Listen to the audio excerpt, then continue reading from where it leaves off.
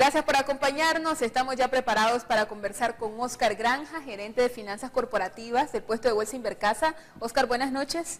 Bienvenido. Óscar, en diferentes ocasiones hemos hablado de los diferentes fondos de inversión.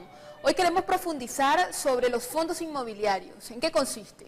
Sí, buenas noches, ¿verdad? Un poquito para hacer algo de historia, lo que hemos platicado en conversaciones anteriores. Existe una sociedad administradora de fondos de inversiones, la cual administra todos los tipos de fondos. El fondo financiero, el inmobiliario, el fondo de desarrollo inmobiliario, los megafondos, son distintos tipos de fondos. Hay otros, ¿verdad? Pero estos son los principales. El día de hoy vamos a hablar de los fondos inmobiliarios.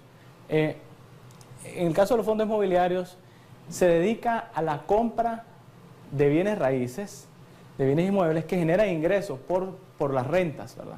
Hablemos de un edificio de oficinas, ¿verdad? Que hay distintos tipos de inquilinos, distintos tipos de empresas, de distintas industrias, que le pagan una renta al dueño del edificio, ¿verdad? Ya sea una persona natural o una persona jurídica. Entonces lo que hace el fondo es comprar estos edificios o estas instalaciones, igual para el mismo giro de negocio, para rentarlas. Cuando un inversionista compra una participación en el fondo, se convierte en dueño de una fracción de este edificio, ¿verdad? Y obviamente todos los ingresos que tiene el fondo, le deducimos todos los gastos y lo que queda de utilidad neta se reparte entre todos los inversionistas.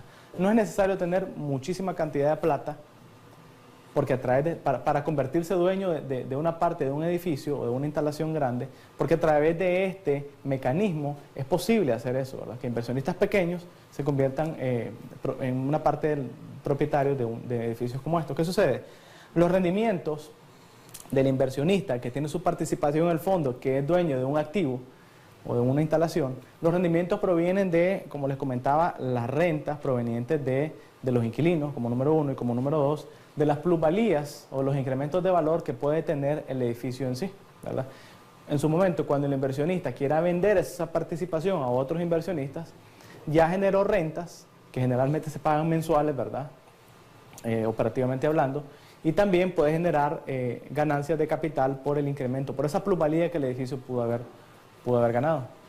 Para mayor comprensión de la audiencia, ¿cómo funcionan estos fondos? Bueno, todo este esquema, ¿verdad?, está supervisado por la Superintendencia de Bancos, así es que es un esquema regulado, un esquema seguro. Por un lado tenemos, como les comentaba, una empresa que es dueña de un activo fijo y hay unos inquilinos de un edificio, ¿verdad?, y hay unos inquilinos que le pagan una renta a esa empresa rentadora. Y por el otro lado tenemos inversionistas, pues, que tienen su dinero en una cuenta de ahorro, una cuenta corriente, un certificado de depósito. Entonces, lo que hace el fondo inmobiliario es traer a estos dos en un mecanismo que se llama fondo inmobiliario, ¿verdad? ¿Qué sucede? Los inversionistas ponen su plata en el fondo inmobiliario. Entonces, lo que sucede en ese momento es que la empresa arrendadora se convierte en una empresa vendedora del activo fijo, ¿verdad? Los inversionistas pasan su plata a la empresa vendedora, ¿verdad?, por la compra del bien, y el bien pasa a ser parte del fondo inmobiliario. ¿Qué sucede aquí? El fondo inmobiliario, la cual es ahora dueña del activo fijo, y comienza a operar exactamente igual a como operaba antes. Los inquilinos le pagan una renta al fondo inmobiliario, el fondo inmobiliario recibe esos ingresos, paga todos sus costos y gastos, y al final hay una utilidad neta que se le reparte a los inversionistas. Entonces, ¿qué sucede ahí? Estos inversionistas ahora se convierten en propietarios de ese fondo, que a su vez es dueño de ese edificio, y obtienen mayores rendimientos que si lo tuvieran su plata en otros instrumentos tradicionales, ¿verdad? Y también diversifican sus inversiones, porque ahora están invirtiendo, están poniendo su plata en otro tipo de negocio. Y en el caso de las empresas, la empresa que era dueña del edificio hace un cash out de su inversión, o sea, obtiene fondos frescos que de otra manera le hubiese sido más difícil o tal vez imposible de obtener, porque la plata que tenía invertida en ese edificio que no le estaba produciendo, la obtiene porque vendió el edificio y ahora sí obtiene este fondo fresco para invertirlo en distintas cosas, para otro tipo de infraestructura, en capital de trabajo, en fortalecimiento institucional. Entonces, como pueden ver, es un vehículo interesantísimo, es un vehículo nuevo, novedoso, que existe en otros países, pero no aquí en Nicaragua. Entonces sería interesante un negocio como este, que ya ha funcionado en otros países. En el caso de Costa Rica, el año pasado cerró con fondos inmobiliarios administrados por alrededor de casi $1.000 millones.